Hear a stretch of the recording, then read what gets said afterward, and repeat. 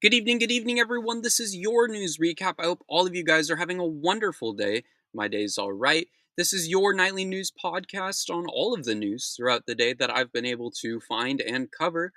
So hope all of you guys enjoy. This is a nightly news podcast. Just bringing you all the news with my take as someone who aspires to be a politician after I graduate college. This is episode 69. Allow me to make my immature joke real quick and say nice. That is the only time I will ever get to make that joke. So, moving on. This is also the 100th episode on this channel. Didn't time that, just kind of worked out how it did. Haha, funny joke, whatever. Moving on. Hope all you guys are doing well.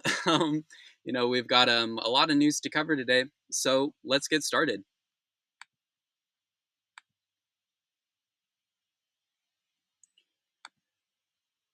Moving into our first topic today, opening up with the Trump administration segment, as we normally do. The first topic we have today is Trump has announced a military stockpile. Trump has announced that the United States military will be stockpiling weapons as a warning to Iran. As nuclear negotiations with Iran have started to stall, Trump has continued to complain on Truth Social, blaming Biden and contradicting reports made that Iran would be allowed to limited uranium enrichment.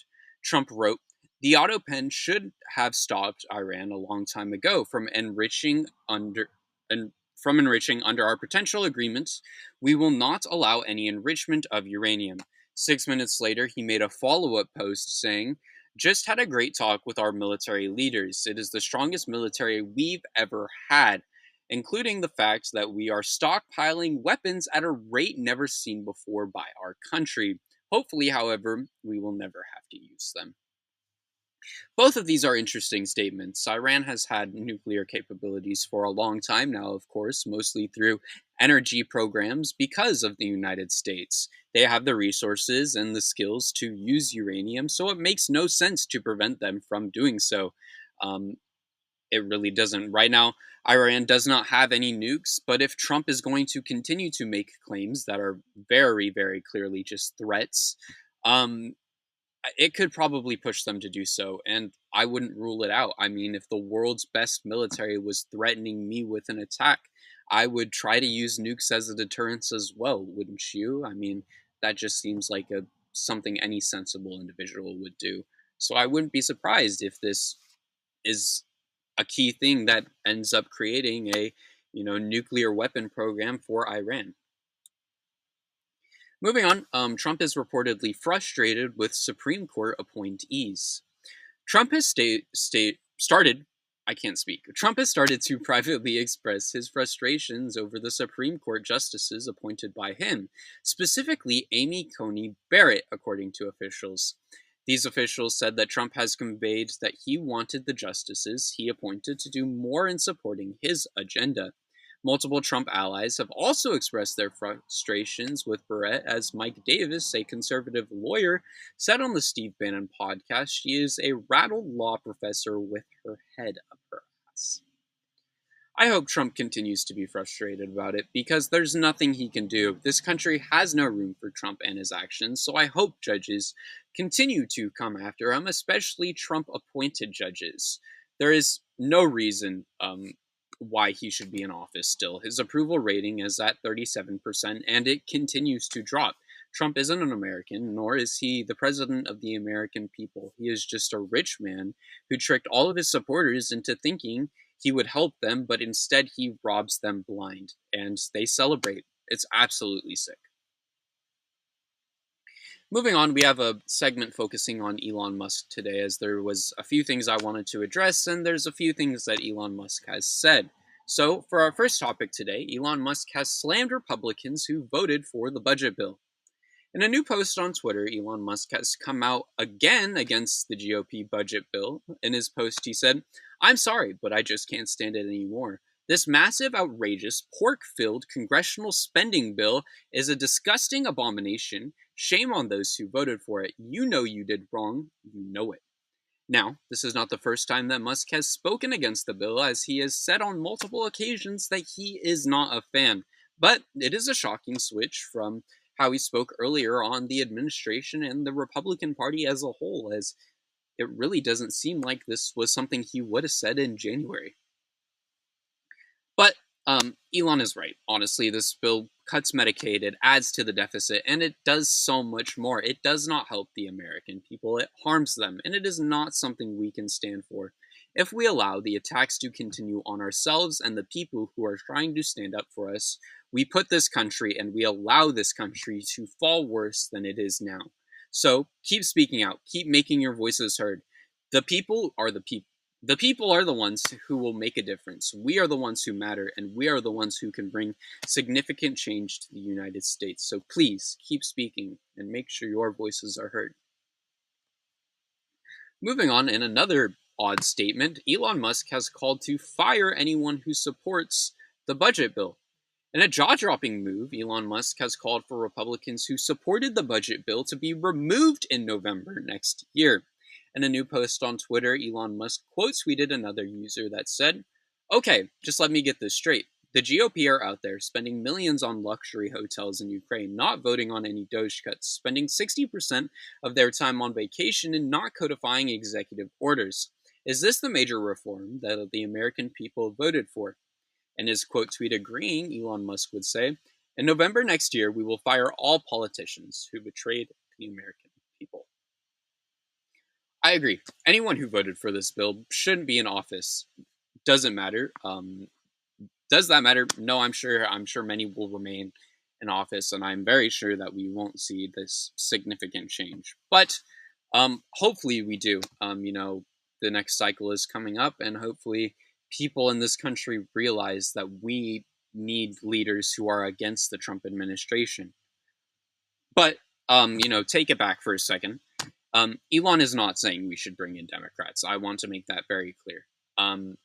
I don't even think this is something he expected to be saying when, going back to January. I don't think he expected himself to be saying this now. He is not going to want in Democratic leaders. He is not going to support the people that we are supporting here today.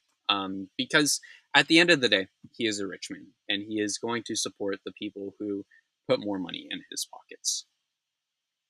But, before I move on from this segment, I just wanted to touch on that a little bit. And I wanted to, touch on another subject that has started to gain more traction recently. I did cover it a while ago, but it's not always the worst thing to bring over a previous topic that I've covered. Elon Musk's AI companies are actively destroying rural areas in Memphis, Tennessee. Although these comments made from Elon Musk today may have seemed like he has shifted his support, he has not. Trump is in it for the rich, and Elon has the most of them all. He will not ever be on the people's side. His goal here is to work on his PR and distract you from the fact that he's polluting people in Tennessee. He needs to make himself look good for his assets to do good, and we cannot allow that. He keep reminding people that what Musk did to thousands of people's jobs is not okay. Musk got thousands of people fired, made thousands of people lose their jobs, and send them to foreign governments to work for. Keep reminding them of how he's tried to buy votes in elections, specifically in Wisconsin with the recent presidential election with Trump. There are so many opportunities where you can prove that. Keep reminding people that now he is actively harming people in Tennessee. He is actively harming the residents in Tennessee. That is proof that Musk was never in it for the people. He was in it for his own interests. Musk is not a good man, and he never will be. So don't let him away with continuing to harm the American people as he continues to do. Moving on into our other news segment, it's our last segment for the day, as it usually tends to be. The first topic we have today is the Newark mayor is suing Trump and his supporter. Newark, New Jersey Mayor Ross Baraka is suing his state's top prosecutor, Alina Habba, over his arrest last month at an immigration facility. Baraka's lawsuit claims that Habba falsely arrested and maliciously prosecuted the defamed mayor. Habba is Trump's former personal defense lawyer and his pick to be the interim U.S. attorney for the state of New Jersey. The lawsuit accuses Habba of acting for political purposes and fulfilling her stated goal of, quote, turning New Jersey red, end quote, by instigating or authorizing the false arrest of Mayor Baraka, who is a Democrat. I hope Mr. Baraka is able to win this case. I would be shocked if he lost, but I would also be shocked if it wasn't true that Hava was using her politics to defame the mayor. And if she is, she needs to be removed as soon as possible. This will be an interesting case, I'm sure, and I'm excited to see how it plays out because I'm sure that Trump and his administration are going to lose. Let's be real on this one. Moving on, we have some not so shocking news as Marjorie Taylor Greene has admitted to not reading the full budget bill before she voted on it. Marjorie Taylor Greene has drawn widespread criticism after she admitted that she did not read the full Trump's budget bill before voting on it, but claims she would have if voted against it if she did read the full bill. Greene said she was unaware of the provision that prevents the states from regulating AI systems for over a decade.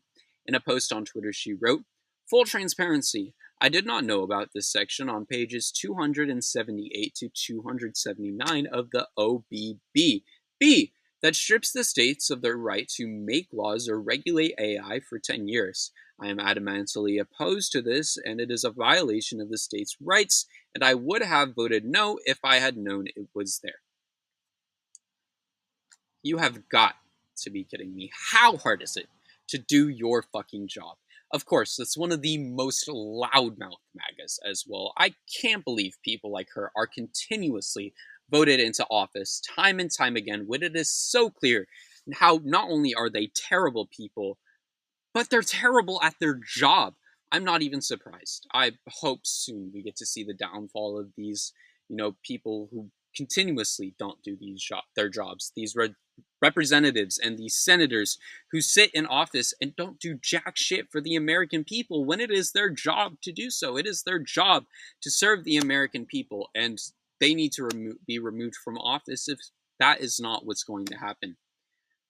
If I have to be one of the first people to come into office and genuinely support the American people, I will gladly take that opportunity. And I will never turn my back on the people that I swear to protect. It is my job to work for you, and it will be my job to work for you. I promise that I'll do a damn good job doing it as well. So don't forget, Bray 2030, because we are going to bring change to not only the United States, but opportunity for the people within it. Sorry, somebody's driving by. Moving on for our last topic today, there is a new South Korean president. South Korea has voted in a new president in a decisive victory against the group that declared martial law 6 months ago. Kim Jae-myung has become the new South Korean president, but still faces challenges ahead as he will have to work to reunite his country and faces challenges abroad with the Trump administration and their tariffs, along with obviously North Korea, but in an earlier speech before his win, he said recovering South Korea's democracy would be his first priority. Congrats to South Korea. I hope your new president is successful and takes you where you need to be. I don't know much about the politicians in South Korea, but hopefully he does well. South Korea is a beautiful country, and I'd love to have the opportunity to go one day. Truly, I think, Asia as a whole, such a beautiful place in this world, and I hope that I have the opportunity to not only explore there, but learn more about the history and the culture and all the things that go on there, because not only do they produce so much for the world as a whole, but it is so beautiful, and I would love to have the chance to go. But with that being said, that is all the news that we have to cover today. Hope all of you guys enjoyed this episode. If you are on YouTube, please consider subscribing, dropping a like, dropping a comment down below. We're on our way to 500 subscribers. If we could hit that by the end of the summer, that would be so cool to me. But, that's probably not going to happen. But hopefully, I can always hope. If you're on Substack, please consider pledging your support. All funds go to me. They help me pay for the things that I'll need to pay for in college, as I'm starting college this August, and that helps me pay for, food, clothing, all those sorts of things. But if not, you can always subscribe for free. I truly do appreciate all forms of support on this content.